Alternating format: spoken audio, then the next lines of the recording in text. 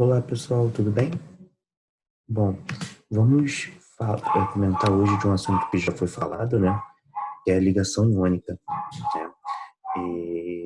Esse assunto foi escolhido por mim porque eu senti que foi o momento em que vocês começaram a ter mais dúvidas, torcer mais cara.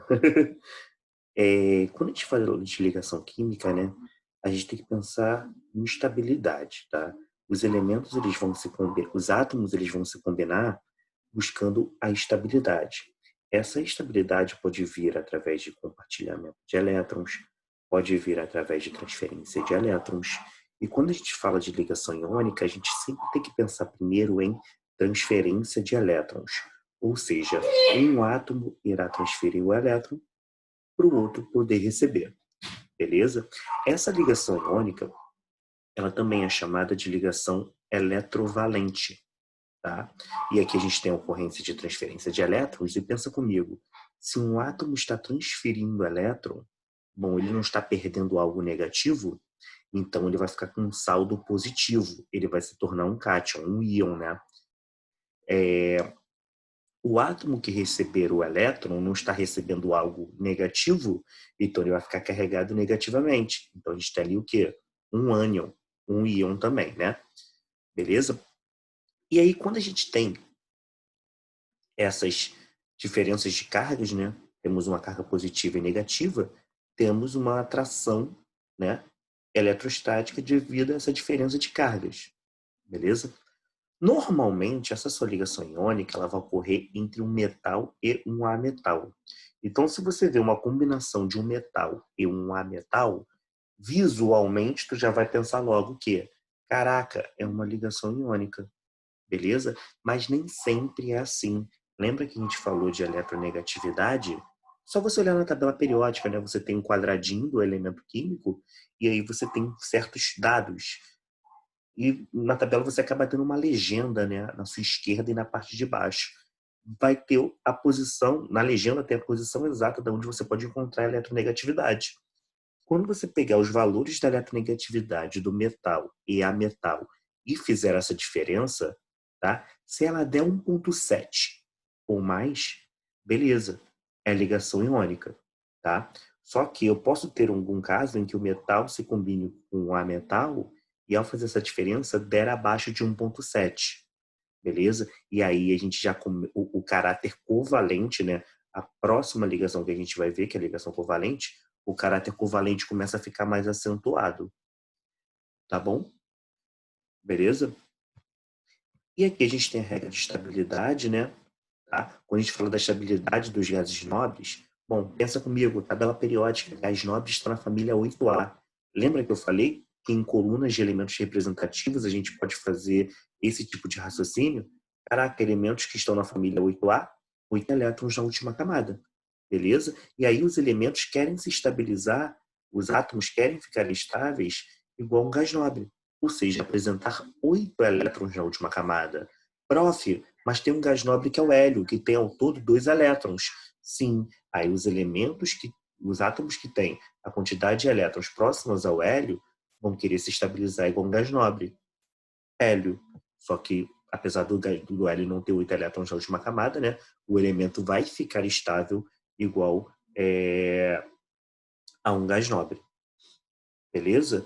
Então, temos aqui a nossa teoria do octeto, né? Os átomos dos outros elementos químicos, né, ligam-se a fim de adquirir o quê? Uma configuração eletrônica mais estável. Quem é estável não é um gás nobre? Então, uma configuração eletrônica de um gás nobre, com exceção ao hélio, que, beleza, quando alguém adquirir uma configuração eletrônica igual ao gás hélio, vai ficar estável sim, beleza? Vai ter uma estabilidade, só que não com 8 elétrons, e sim com 2 elétrons na camada de valência. Então, o hélio seria uma exceção, né, à regra do octeto, mas é um gás nobre. Então, os elementos podem buscar a sua estabilidade, né, a estabilidade do hélio.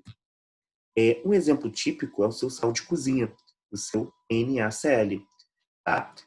Temos aqui um metal ligado a um ametal, e ao fazer a distribuição eletrônica, olha para a camada de valência do sódio, um elétron.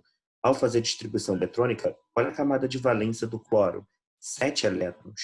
Pensa comigo, não é uma transferência de elétrons? O metal, ele é mais positivo que um ametal, beleza? Então, o metal sódio tende a perder elétrons.